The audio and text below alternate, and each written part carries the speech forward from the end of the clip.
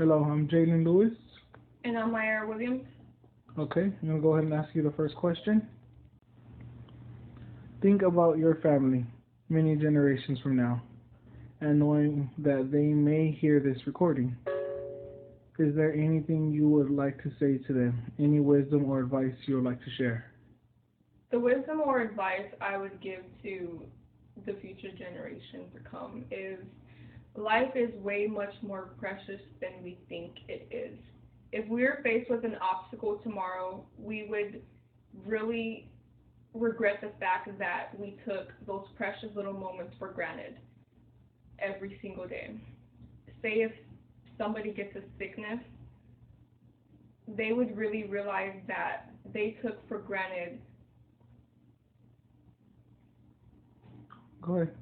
they would really realize that they took for granted all those little moments, all those little times that they had when they were healthy, and they can no longer be able to do the things that they were able to do when they were healthy. Okay, this is the second question. Can you tell me about the dumbest thing you ever did in your life? The dumbest thing that I have ever done in my life is when I was about 6 or 7. I was playing outside with my cousin, and there was this huge ant pile, and he dared me to break the ant pile up and stick my hand in there and leave it inside the ant pile for a couple of seconds. He wanted me to leave it in there for maybe 30 seconds. So I broke the ant pile up and I put my hand in there, but I couldn't even leave it in there for more than 2 seconds because all the ants were getting mad and like stinging me and stuff. And I really regret it because I had a whole bunch of ant bites all over my hand the next day. I'm going to go ahead and tell you about something I did real quick. When I was hanging out with my cousin one time, and I think we were 10 years old, we went to the apartment next door, and we decided to try to get a little pouch, those little fanny packs, and try to catch a beehive in it, with all the bees still on there. So I get on top of the chair, and I put the fanny pack right above the beehive, and I try to zip it closed, hoping the beehive and the bees will fall in. Instead, I hit the beehive, and all the bees swarmed out at us. I had 3 stings on my neck, and she had 4 or 5. So yeah, we did do some funny stuff. And that is something I kind of did regret, but at the same time, I'm kind of glad I did it because it taught me never to do something that dumb again. But let's move on to the third question. What are you most grateful for? I'm most grateful for God. God has really given me strength when I did not have strength. Every single time I pray or when I think of Him or I thank Him every single day when I wake up or when I go to sleep, it really makes me feel like a better, fuller person in life. And I'm just really thankful for Him being in my life, and I'm so happy that I worship Him. Is there anything that He's doing for you special right now? The thing He's doing special for me right now is helping my family become stronger and bond more together through my mom's sickness. And He's also getting me through life, through school, through modeling, through work, and me waking up every single day. He's blessing me every single day, even though sometimes I want to just nag all the time and complain. He really gets me through the day, and He gets me through everything that I can't do by myself. Go ahead and tell us a little bit about your modeling. What's going on in modeling right now is I started about 2 months ago, which I actually started on accident. I was supposed to be looking for a photographer, but I ended up finding out that she was actually an agent as well. And she's just putting me in different events right now, and I'm also doing runway training. And the next thing she's going to put me in is acting, and I'm going to be doing acting classes with her, and I'm very thankful because I realized that me going to modeling has really built up my character and made me see who I really am as a person. And I really like this thing. It's kind of like sports, how people like sports, but this is my hobby, and I really enjoy modeling and everything that comes to it. All right, thank you. All right, next question. Can you tell me a little bit about your childhood and what were you as a child? A little bit about my childhood. I was a big tomboy. I loved to get dirty and I loved to play with boys. I didn't really play with Barbie dolls as much, and I played outside 24/7. I liked to ride on my roller skates and climb trees, and I always had a cut or a bruise every single time I came inside. And I loved to make friends. That was a big pet peeve for me. I just loved to make friends and play in the park. And another thing that I did when I was younger, I wanted to be a teacher and an astronaut, so I would play teacher every single day. I would gather up my little Barbie dolls and like set them on the bed, and I would just teach them. And if I felt like they weren't listening to me, I would start yelling at them like, "No, you're not doing this right." And my mom would come in and she would like laugh at me, and it was just a really interesting childhood. And I always ate candy every single day. So when I was about 11, I had maybe like 12 cavities in my mouth.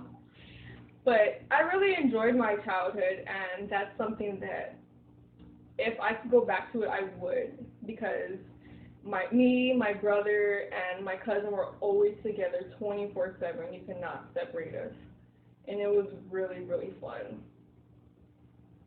Go ahead and tell us about some of your adventures then.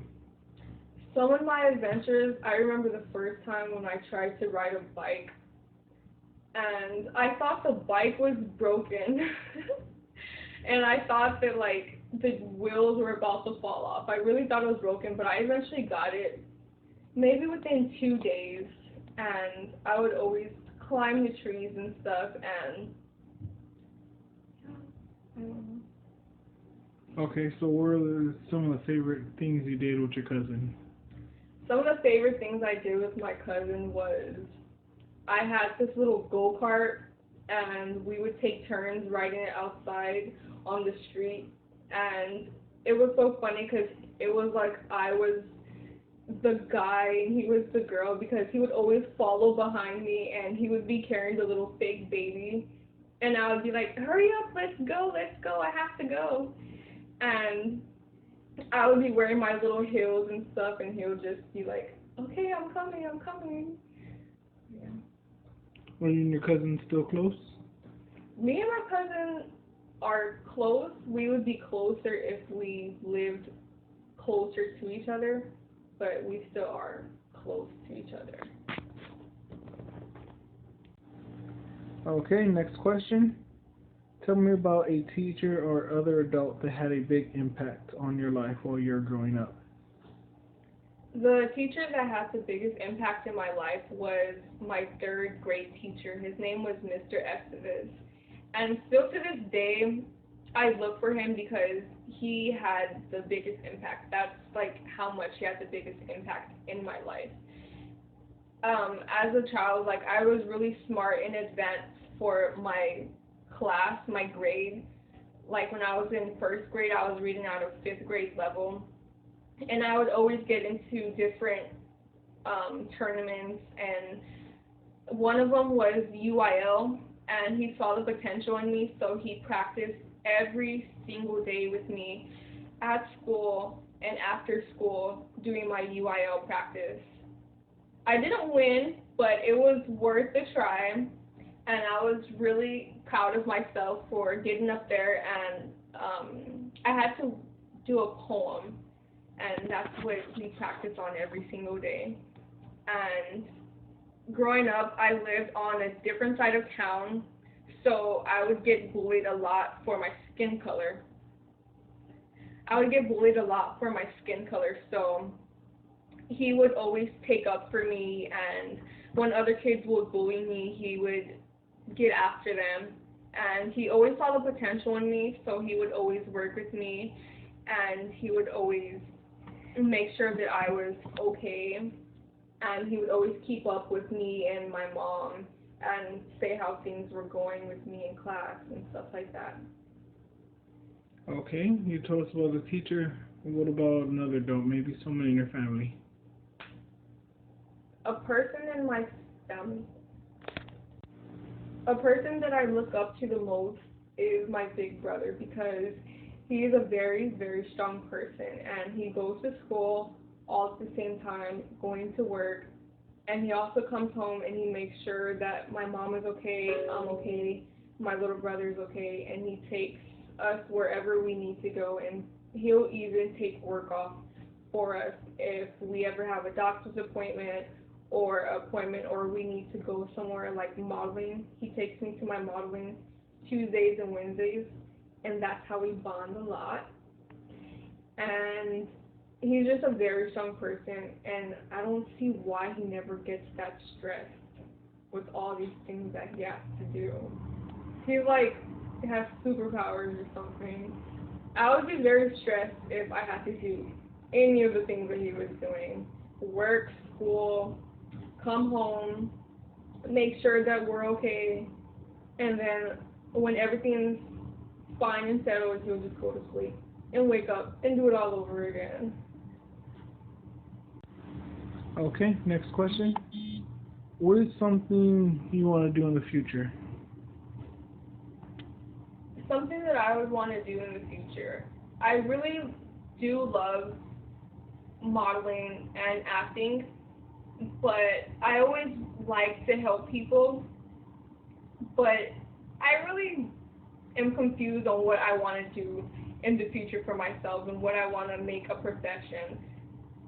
Like I said, I do love to help people, and at one point I wanted to be a lawyer, then I wanted to be a cop, but now I really enjoy history and I love to teach people, and I noticed that whenever I'm teaching somebody else, I'm a really patient person, and if they don't get it, then I would figure out another way to try and help them do the problem or whatever it is that they're not getting.